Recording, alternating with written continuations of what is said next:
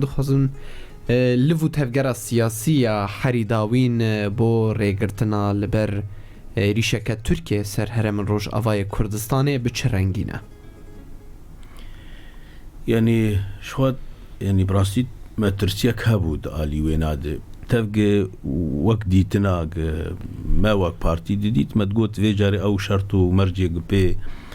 تركيا كارب درباسي دبري بي تنهي تفق يعني هجر إمكانها بترك بتخسيري ومسألة يعني بجيبك لي دي ساجي أمريكا وك برجواندية ويقتي خواستن إيرو يعني نحاز رق في دفري برنگ كجرنگا إيرو از دبيجم يعني جوي رنگ قتيتي بخينيان به لترك يا غيري ترك درباسي في دفري ببن إيرو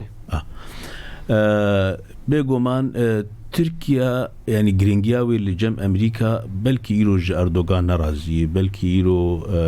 سياسة أقبي نرازي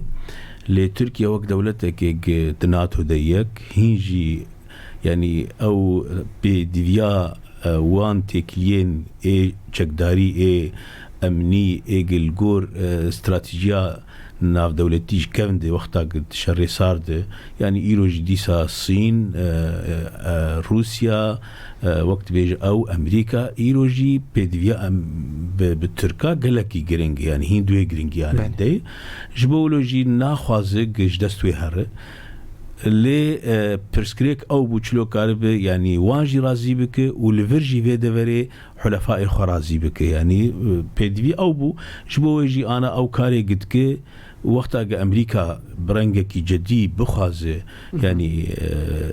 لهفاتنك يا بخازن ببيجن رنگكي بيدا بك بحردو آليا رازي بك كاري وإيرو كرجي لي هناك جاليين قصدي هناك وقت بيش تنازلات هاتن كرن آليين تركيا جي تنازلات هاتن كرن وهردو جي بحاجتا أري كرنك لسر اتفاق كيبو إيرو أو اتفاق باوريا مد باش دي آليك وك دو وقتي خودش بوغ أو قفين تركيا بآلي درباسبونا كيد في دفريد بيكنية تشتكي قلقي قرنجي لي قلو كا يعني چلو مسألة چارة سرد به إيرو ولوبو دوبو بري شش مها ديسا جي يعني پروبلمك چيبو ممكن السبا ديسا جي هنك پروبلم چيبو بين تركيا ديسا وانقفا يعني يا فرصتك يان اوك بيكرن ملا بترسج ويناج بو ويناج دوي يعني رنگك بي پیدا کرن اف دفر بوي رنگ خوي سياسي بوان شكل بي چارة سر بي او دفر بي پاراست بله مامسته مترسينك مزن جه ایریشک ترکیه سر دورامه هیه هون وی که چاوا دخوینن پیلانن و دیپلماسیا و جبو وی قناغا هستیار چیه؟ يعني براستي او تدي ولك وقت بيجي كرد زحمتيك البيشاوة هي او كاربن يعني شروطي خسر خلكي بيجيبك يعني دبلوماسيا تاوان كارب خلكي قانع بك الجور مصالحي جهنة يعني أم قالكي قلسترنج أم كاربن همبرا مصالحي أمريكانا ويان إيه تركا يان إيه روسا يان إيه حتى شاميجي بلكي قالك زحمتي هي أم وك دفرا خوا كاربن ولو ويك جرانيا بدن فان بيلانا سرخوا بدن آلي ليه دمينه ديسا جي عقل منديك هبه قارب سياستك بك او سياستك ام نقبكن ددوي يعني فان تناقضات او تشتين لها فهاتي آلية روسيا وتركيا وامريكا وايران وريجيم دي يعني ام كاربن لسروان بناولو بليزن هناك زحمتيه قالكن ويلو قافك بوي آلي تيكرن يام الجامعة ام دبيجين يك جماعتي خواستن ام يعني دوزا خوش جوان تناقضاتا بكشين وك خلكي سوريا وك خلكي سوريا ردناف خلكي سوريا دي لقور قوتا خو لقور امكاني خو يعني او چارة سيري چارة سريا راستو درست هقر برات تركيا جدية قد خوازي منطقاك آرام لسوريا يال دفري بتوائي بشرق الأوسط يعني او جوك برچاك جي وگرنگياوي هي يان هقر امريكا برات خوازي مسألة سوري چارة سر بك روسيا ولو ايران ولو اف دولت ايقو قد سوردان اوان دندري ودهنه دوی گاوه که بر بآلیه مسئله سوری چاره سر بکه. یعنی آنها مثلا ام دبینن دوبول استانا اوابو 12 جوات نظام شقاسه 13 بلکی چه بو حتى آنها نكاربون او بناوي منطقة خفض التسعيد بيجيب كنوا او منطقة آنها بو آجي هاري قرب دي سوريات شر إيلو الوربر دوام دبي. يعني او بسرنا كتجبرق مسألة مصالح المشترك ناف روس إيران تركيا دي يعني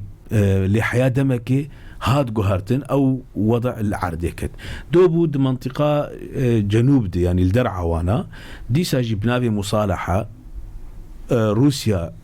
او كاركر او مصالحة انا خلكي ويدا فيري قال غازنات كنت بيجن امتين قرتن هناكتين كشتن تعدياك مزن لخلكي اي قدود هات الناس كرن وك معارض جبو هناج او مسألة يشاري سرنبو الجمجي انها اف اتفاق إلو ما كرب يعني هات كرندنا بينا بدست امريكانا وهبونا امريكانا دي اللي قالوا افايا ام ديسا دبيجن ممكن تركيا ديسا جي ليفاقاري يا ببين النج مصلحاوي يا ببين درفتك دناف خو امريكا وغيري وان دي ببين ديسا درباسي بالمنطقة جبو ولي افنات تش اف شارة سريقش وقتين قالك رح تجي مرد ترسق خرابة بن ودبن جبولوجي هاجر برأف دولة جدينة چارة سريك جبو سوريا بيديتن هاجر سوريا ريك سياسي جير هاديتن حلكي ليدناف ديجي روشا في دفري شوابه وضعي ويبر بتشعب بيستندن ومسألة كرديجي شوا حلك جير بيديتن ويشا غيد باوريامد او الراست اجي اما وك بارتيك دوي آلي دي شغلن هاجر لكو جيبه بأمريكانا رجي بأوروبيا رجي بروسا رجي بريجيم رجي أني جهاتي أم دبينن أم في مسألة بوار أو دكن تشتام جي نخشي أو قام وكرد نكارن بهفر نارينا كي أباب أما أنا كارن رجو صار بيجن جامجي كان بس أم نكارن كردار بيجن بله بري بين سالان ود آخافتنا كخودا قوتيه ترسا ما أوا كو دعوت داويل هرم مابا واقف هرم راستي في ما ترسيه تي قالوا خندنا واج سيناريو يراكو بيدانين را چيه يعني ام وقتا قمت قوت وام إيرو جد بيجن قافك او مسألة چارة سر نبه يعني امريكا حياة كنجي الورد ميني دوبو ام دجواتا كي دبون برپرسيارك امريكي جنرالك امريكي حاضر بو ولو جي ايقوق يعني بوارو وك بريز شاهين او جي يعني باش تيكي ليد نافو وامريكانات جيهانه نكاريبون بقوتانا امريكاوي حياة كنجي بمين نكاريبون يعني نكاريبون او سوز بدانا بقوتانا ام ليفر حياة كنجي دمين تاني تقوتن ام ليفرن حتى داعش بلكي إيرو ترامب دي سابي بيجي يعني مصلحاك يعني انتخابي جي بيخستن مصلحاك سياسي بيخستن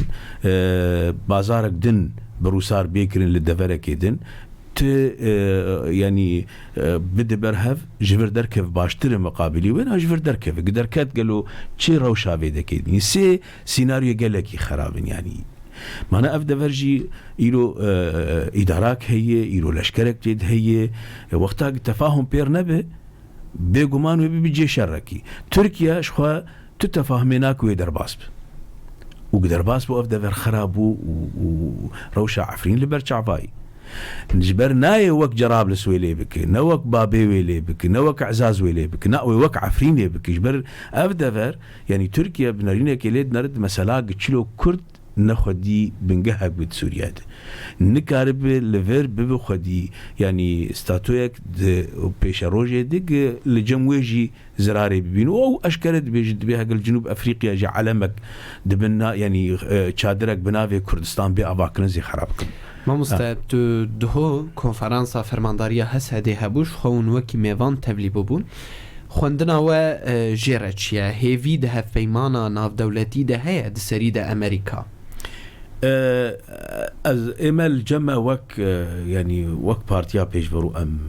يعني براستي ما يعني ام نكارن لسر وان سوزي وان دولتا آوا بكن يعني اوجي وقتا ام آوانا كن نجبرق ام ناخوازن آوا بكن يعني يا بس آوا كرن دوبو نمونه قال لك يبر بچعفه كردستان دولتك بو يعني بروشا خو بسيستم خو بتشتا قتيد هات كرمانا سينوري وكيل بش دنيا قشي سروك وزيرك يا وزيرك دهات سراز دهات هوليري نتشو بغدي ولو جيج هوليري درتكتن تشول دنيا قش هاجر اقليمك قريداي عراقي بدفي قدريا بغدير دركب ندريا خو ليه ببو كردستانك تاني ارينا كربون لسر في دولة هاني روجا خستن في مسألة بيجيبك وقت ما فكي خلقي وينها يعني ولو ديتن دوختي خدي ند وقتي خدي بس برقنا رازيبونك ناف دولتي هبو لسر نا امريكا تخواست نا روسيا تخواست نا اوروبا تخواست شخو دولتي دافري كسكينة تخواست جبو ناجي روجا استفتاء بنتيجة قال لك مازنجي دركت جيش عراقي كسل بيشاوي نساكني ونقول هجر نما سلا دستوري او جيجو قشكول كردار قلتنا افجوي يانا و جيش عراقي بكها سينور ولو داو برشعبي وكسكي بالالي كاري بيردبو نتنه يعني او نبي شو بشتكريا ايراني بشتكريا نا حتى اوانا في دولة تيجي الي كاري اون كمان وقت امريكا بيجي شيء مجتنا ام نكارن لبيشا ايري شكي وقت بيجي بغداد او ولو برحتي بالكي دشري جياد دي سبب وقت شغلي و بس دولتك يتبه باريس دفي قوتها تلقور وهم براوي او قوت ان بيدا نبو قصد بي او يعني دولتك افاكريبو بس جبرق بريار بيتنية خلقي سكنات والجنوب افريقيا نافش جنوب السودان رازيبونك ناف دولتي لسرهبو بيش شر وبيت تشتك رجع قوتن يعني امي دولت اخد شيكن هردو هفر ونشتن دنيا قشي لسر حاضر بو كيف خوشيا خوشيرتا ام دفي مسألة فين بكن قالوا امكارن ده سوريا دوك جاكي جاميركي امريكي تقول سوريا قش يعني مجي ايش ابا ودي تو ام نزان شي يعني ام دفي وحجمي خو وضعي خو باشتر ناس بكن ام لجم خو راست قوتك لجور هرمي ام لجور سوريا قوتك كان جبو سوريا بس ام بيجن ام جبو روجراتا نافين ولو تشتاتي قال لك يمزن بوغهرن جبو دنيا تشتاتي قال لك بوغهرن ام خوتي خنوي ميزين قال لك شاش ام الجمع ام حياه كاربن يعني حياه كاربن تكليه خو بخلكي سوريا بخلكي سوريا تفزح متي وينا لأو إمكانك باش دنا مو خلكي سوريا ده أم وكرد إيجا هري سرك أو وقتاك بريارة ما يك باوريا مد أو قد تيجي تخازي ممكن دوينات بي بس بفيرنجي قام تيدن قال كي زحمة أم كاربن باش ما مستبشتي بريطانيا أمريكا دبرفي دافريرة قالوا أو ما ترسين هيك وهرتشتي بهلا وبجه يعني إيرو وك إيرو أشتر بيجم إيرو نا يعني إيرو واي داخل ياكرن معنا أف يعني كاريبو نكف في مسألة في اتفاق عنه بتركيا ل باش داخل ياكرن أمريكا جي بلكي نتني أمريكا إيرو بريطانيا بيري فرنسا بيري سيو يك دولة يعني شريكة فيكاري وينا الفيدا بريش بو داعش اللي بيجومان يعني حياة أنهاش خوات بروجي سياسي تنا نكسك يعني نقود بروجي سياسي تحالف الدفري ده يجبو خلق الدفري ودوك يعني بريش شاهين قد قو بمستقبلك سياسي بمستقبلك سياسي دفرير قالك زحمت ام كاربن زورا داعش ببن ام قالك زحمت ام كاربن يعني تشتينا خوجي چاره سر بكن دي مستقبلك سياسي الي كاري بير ببن او راستي يعني حتى انها او مستقبلي سياسي كسكي خناكري خديه ويناج بان دولتها اما الجماعه بلكي وك حاله عسكري بلكي وك حاله امني بلكي وكي مرحله كله انتقالي امريكا جفردر نكفه وامريكا جو وقتها كارب رولك باشتر دوی مسئله بلی زه هگر پاراستنا و مفیده وری بجدید خواز از دی ساعت بجم وقت دیتن او روسيا إيرو كان اتفاق كل سر چاره سريا مسألة سوري يعني سوريا قال لك يعني تشقى سوريا تخرا كرن أهوال إدلب خراد ببازار سرمد به لعفري إن ما تقولش بج غوطتنا وي بازار غوطة مدي سر حسابي عفرين يجيبو يعني بازاري قد من ثلاث أمريكا برشاكش فيولاتيني شامي سري بيش عمل فيدا كيديشن عفريني خراد بالجماع نظام شوال الجماع رنجك بيتي كرن لأدلب وغيري ويجي روشك ديتين أم دولاتك كيدنا العراق خراد بالجماع تيشي يعني داعش الفردس بيكر شو درباسي عراقي بوش برسينور ناشتن جبولوجي يعني ام جزءك جسور يعني ام مسألة شارع سر نبي قالك زحمة ام ويب وراحت يبدل ملتها ايرو ترك درباسنا بن راسته ايرو امريكي درناك بن راسته بس كا اتي برسينو اغتي خستن كاتشارة سريج بو فيرا وشي قال له هما أمي تم يعني تخوني دا بن إيلو باشي وساعتك دنا باشي ودي ساعتي دي أفقلق ملتي ما قلكي ضريبة إيداتين يعني حياتها خلكي جيانا خلكي قلكي خراب بوي راست اقتصاديا باش بوي بس حريكي تشتي لازم خستني چانتادي وده ترسن كي جان روجي راجن چانتي بله ما ستاتويك نو هي وقت بيشن كيانك نو هي أمريكا جي لسركار دكا جبري برنامه دوريره آگاهین و لسرچنه تشتاق يعني مجواق قهداري كري يعني انه يعني يقولوا ناقلك اشكره انه دفي اف دفر رنجك انا بي ادارات ببي برفرح تربه يعني يعني او خلكي دفري خو اداره بك ليه قالوا براستي امريكانا آليه دي تشكري حتى انا تشتكي ولو نبوي يعني راستج آليه ده آليه دفرين عربي ده مثلا مجالس محلي الرقة الدرازوري قهدارك باش يعني تحالف بيدك بس ده دفري مدى او تكليها قرب بخستانا ده بيشاوي ده امريكا بخستانا إيلو قرك يعني ناف كرداد او تفاهم كربانش بر كرد كارن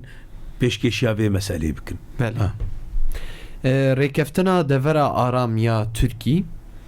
امریکا و حسده گلو دوم بکه و ترکیه حتی داوی پیرازی ببه. ایرو نرازی یعنی ایرو آنها او نرازی بس يعني زانه وقت امريكا بنا او اجا نكاروي وين رازي بونا خو بجيبك عفرين مثلا ويتشا غيجي ضوء اخضر جا امريكان استن ننستن بس امريكان بي نتخسر يجبرنا دفراوي وروسيا شخوا لازم دبوش بوغوطا ودفري الدنيا تسليم كرن فير نولوي فير وقتا قولوا بك امريكا في دفري يعني بده برشعوي خوا او ترك تاني تيدبل لسر حسابي خلقي وين او افدفر روشاوي قش تيكي هبب باوريا مدى يعني امريكا وينا ايرو ناكي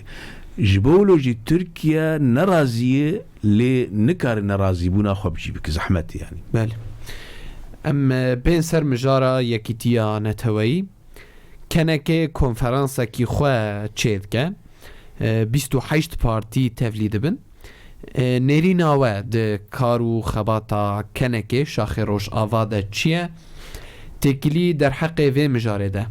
چاواب ورد بن يعني اما مج ام جدو حزارو چارداده قواق يعني مكاري خونا مادنام مجلس هدجبرگ مديت مجلس بخوا نما كاري وي كاري بك او كاري بخدمتا اكيتيا كرجي بك ورولا خوجد ناف خلكي كردو سوريا دبليس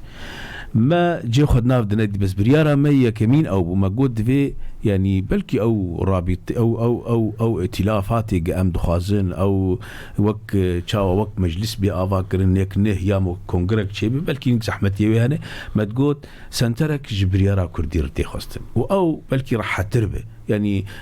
جهتها مثلا تفدم ويشاغي هبو انجمن هي تحالف هي بارتيا ما هي هنا كيدن ام كاربن سنترك جير بيدا بكن و بهافر التنسيقي بكن تعاوني بكن جارك تشش كردارتي خوستن وسياستا كردي جي كارب هافر الرسم بكن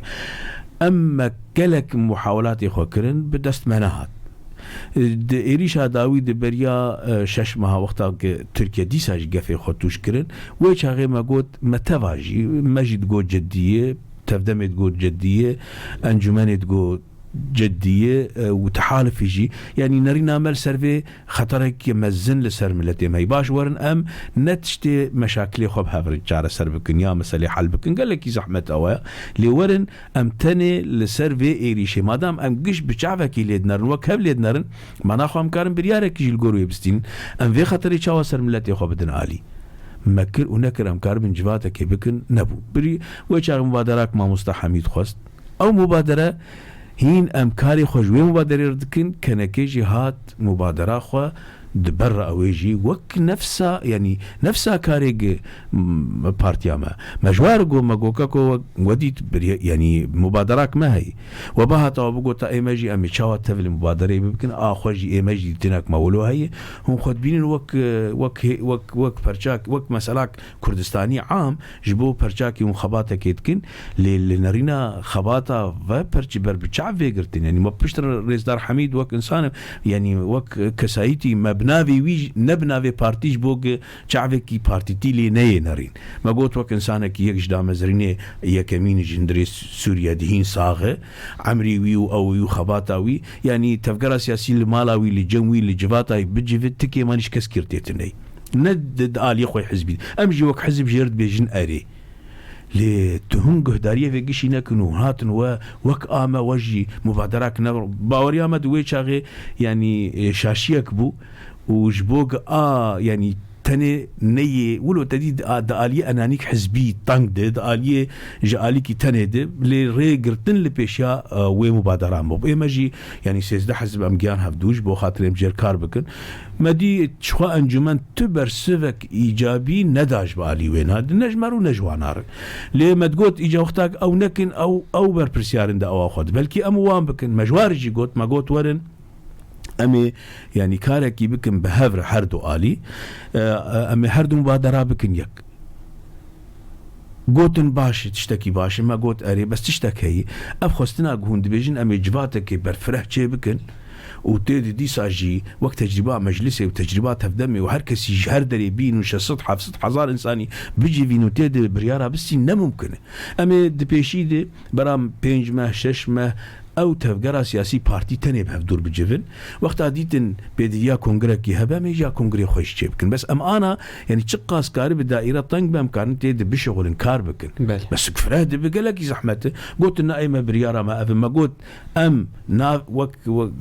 وك هون دبينن برا ديساج مبادره بنافي وبن نافي ما مستحميد نين مبادره اوه بس ابشرت اوجي ام دكنج بوق بنجح شخوي شاغينا كرن تيكليه ما وهبالين يعني ايه بيدي هبون يعني تدينا بيدي الجموان قال لك نافن تيدي تفدم المهم او منظومه درمشتني ما باش يعني نريني خوي سياسي ما تبلها فكرن قال لك باش بو قال لك مجالات لسر سوريا لسر وضع تركيا لسر ريجيمي ام دوان تيكليه دبون اوان تيكليهم عيني وقت تجي دانستاندنك ما هو هوالي وحده بهفدورها ما هو هوالي وحده ما ميثاق قدر خست يرو دكرت بيجن هوي بأف ميثاق باش ما تشتكت كارك لديجي كسكي نكري اوان هوالا او جفاتا خو سكناد جفات سكناد بيج جمر بين جبوتشي وحتى انا هاجي نقول نجبوتشي لي هوالي خو ديسا كنكي بشتيوي جارك ود دوسيا بشتري كنكي تشقاسي توي بنزان كلوري بشوجي ديسا يعني تي حساب لسر بيدي ولسر تفدمي لسر قوي جبوي ناجي اما جوابا مجبو سكنا ويكاري نبي ام براستي شخوا تجدواد دفي كنكيجي جواتا ويدلو تني ام تنج دربي وينان دي سوا كارن جواتا خوب ما مهرنو تشلي زي دب لي اما او برسف جمر ني دا جبوچ او جوات هاتن سكناندن ما تشكر وانشكي ماني دوي ميثاقا مو هوالي يكيتي هاجر موقف جمابه شخوا تيخو ياكل هاجر موقف ميثاقي بقرك جو وحدي جوك ما بي يعني هر بحثا یکیتیا مالا کردی تکرن لی تگاوک ارینی آلیان و نهاتنا آویتن دست پیش خری سرکه آنکو وقتی بیجه کسی که مبادره بکه دوی کی به بو هف جواندنا لیرینا کردی تسانه يعني ایرو يعني کرد بریاراوی ند دستوی دی کار بالهفک بعد بریاری دستی وان دولتك وان ادارتك او قالكي جرنجي امزانبن يعني جهتها هزين كردي يعني بريار دسوادن او خديه برياري ايرو انجمان اجتماعي كردي بائتلافي يعني بيت تركيا نكار تقافي باش او يعني تشتكي خيانيه اشكري دبيني قدريا في هبونا خد هندري انجماني وتكليه خب تركيا کاری جی خود ناف دو دو چی امریکا و بری و چو روسیا و کارن بلکی دولت دنی اوروپیجی و آخر یعنی دبینن بلکی دندر ریاض دانه د مفاوضات دانه سبا کارن لجنیف حاضر بن چون استانا ولو خود بینن قد في آلی ده جی خود وان دانو استندنش بو سوریا يعني جوان قال لك باراستي اوجي بهبونا وان دهندر ائتلافي وبتكليه بتركيا لآلية دنيجي يعني شخوا يعني تشتي جيما خابن يعني ما بهدي قالك انا هر كسي بيتر خديه فينرني با خديه فيديتني بجارك السلطه هر امكان د سويديه جارك مش مصلحاوي بري هر كسي كرد لتنشتا يعني بهافرا بنجبو باراستنا فان مكاسبي يعني بكارين جقداري وبوان تضحيات مزنج آلية بهجي ويا بهجيد وبشتيويجي قصد يجبرق خلقي دفريجي كشكتنا شيء ديواجي مرب وجدان بقلق مزن بوجمارا وان درقات ديرا زوريد يعني تشتكي يعني مكاسبي عسكري قالك لغور ويناجي بهدي قريبة آلي كاربا قتلو بك مكسبك سياسي مزن أو أساسي يعني أنا أو تضحيات أو شر أو خبات قش جبو خاطري بتاليات علي بيشاروجا في دفري خلقي في دفري وبتايبتيجي مسألة كردي قالوا أوجي نبحاجتي في مسألة وحطا عنها أوان شخوا تقاف دا آلية بجدي تقاف دا آلية ودنكرن تم دترسنك خلب من شريكة وان شريكة سلطة شريكة نفوذة شريكة قوي وشبوه ناجي افتكري اما او الجور برساتك كي جان جهتها كمان فرنسي هاتون دولتك مزنه نا دولتك حنك فرنسي مش فرنسيار قوت ما قوت كلك زحمته انا وهابانا جوار درخن لفر مثلا نرسري اما ام ديفيجن باشا ام بورانه تبرسكريك الجامعه تنيي ام تشتكي خنا خسرن اما كيل هاف بي ام بوار بالبيشتن از تمامك بجهتها قد خوازي يعني هاجر راستي تذهب ايلو تاني امريكا انا بريطاني شاندني بريطاني جن كانت تشتكي بكن كما امريكي بريطانيات شين كما فرنسيات شين جبو قد بروجي سياسي نخستي خد ويلو نبحاجتها ويلو بحاجتها مسألة عسكري جبو ناج تكليه خد كعسكري وفرنسا بشي نجبو رازي كرنكي وبريطانيا بشي نجبو رازي كرنكي ليها قربرات خوازن يعني اتفاق كردي إيلو هاجر مصلحة وابخازي كارم بكن وأمريكا بتخوا بشكل ديريكت أو تدخل بك كارج بروي شاغي أو كاري ضمانة بده مجلس وطني جي أشتر لتركيا شيء ترمانا يعني ديمقراطي وكردستان لكردستان عراقي أو اتحاد شرد كرنشاش حزار إنسان خصتن بن غوري دي شر نافخو براكو جيد رجع أمريكا أول برايت هات قوت إيشي خوش تركا وجي إيرانيان نيرن أس خد يو وأسكارم حردوا وقت مسألة قد دعوتها ما أذى وقت دولته كأمريكا وباريس إيرو أمريكا بخواز اتفاق كردي بباريس أز باورم بشتي 24 ساعة مجلس 4 إنساني قبل كي مصلحي خوي شخصي تركيا دنت بس مجلس سبوي لاتفاق ده بل مرجن شرطين ين تفليبونا نافا كونفرانسا كنكي كونغرانتويا كردستان ده چنه وكي بارتيا بيشفرو اما ام تشرطو ظروف يعني شرطك ام دبينن تنن الشرط الجور يعني مادام دان هافك جبو مسألة يكيتيا كرد ويكيتيا موقفه كرد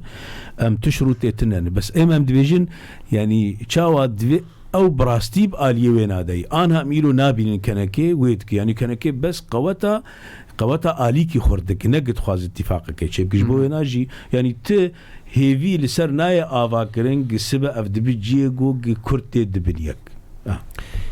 هاتنا شاندك بريطاني فرمي جبو نزيك بونا آليين كردية قالو ابنو چراسته از يعني ما او نديتنا بله حتى عنها تشتمل راقهاندني بيستي دبيجن يعني هاتنا وقت بيجي يعني كاتش امكان هيج كرد بين تفاهمك بهفر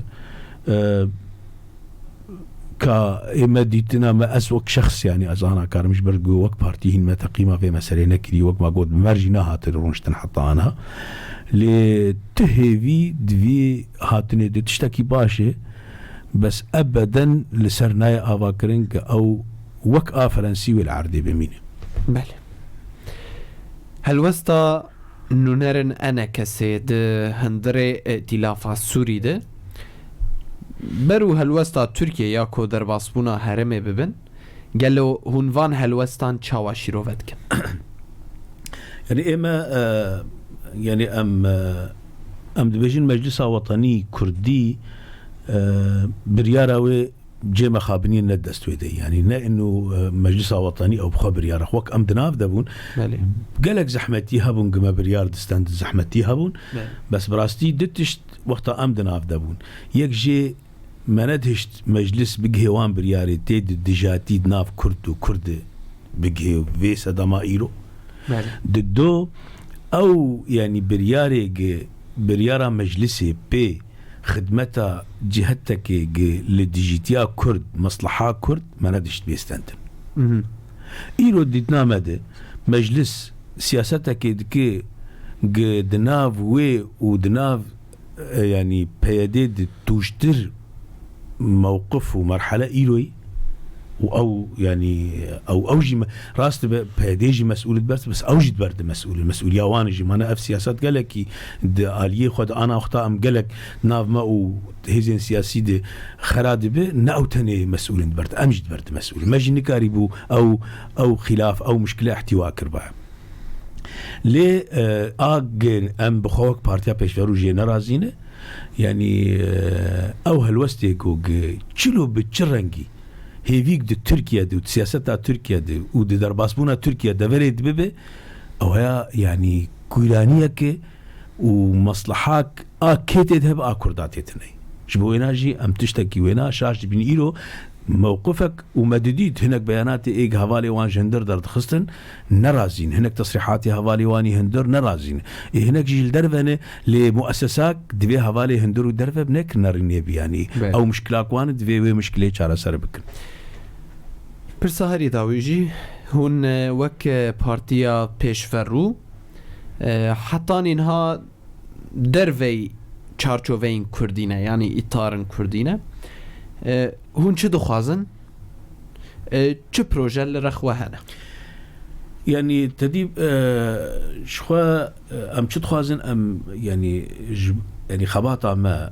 شيستو دستاج بو ملت مية ام چلو كاربن يعني برسا كردي هندري سوريا ده ولوجي خباطة ماش بو سوريا مانا انك سوريا ولاتكي ساغلام با ووضعكي ويروشك وباش هبا ولاتكي ديمقراطي با إلو نولو لا شكيك هر كسي قبا كجيد خو كس خود يويتني وأمجي برشاكش فيلاشين إلو خل مجي دخل أم ديساجي يعني بيچار نم نكار تشتكي بكن لجمع ديساجي أو خباطة ما بردوامه دالي ما وكرده أم چلو كاربن برسكريكا كردي ريكي جير ببينه ام چلو كاربن جبوغ اف برسكريكا كردي جي خو ببينه ولا تك لسوريا بأفاكن ولا تك ديمقراطي بروجي ماجي ام تكليه خو بخلق سوريا ر ام تكليه خو ب يعني چي حتى كارب اليكاريه به مسائل بك بردوامه بس اما الجمع سركه او ام كاربن وكرد هالوستك افاكن وكرد وك يعني كرد الجمع موقفك هذا